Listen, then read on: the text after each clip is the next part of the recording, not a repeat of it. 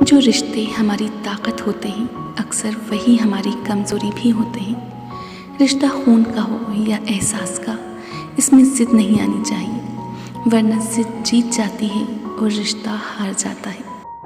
جیسے اندھیرا آپ کو اندھیرے سے باہر نہیں نکال سکتا ہے، اسی طرح نفرت آپ کو نفرت سے باہر نہیں نکال سکتی۔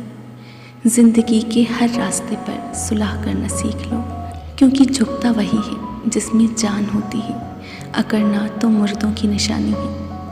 لباس قیمتی ہو یا سستا، کردار کو نہیں چھپا سکتا۔ اپنے کردار کو اچھا کرو، ہر لباس میں اچھے لگو گے۔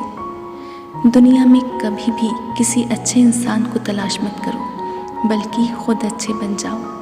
ہو سکتا ہے تمہارے اس عمل سے کسی اور کی تلاش ختم ہو جائے۔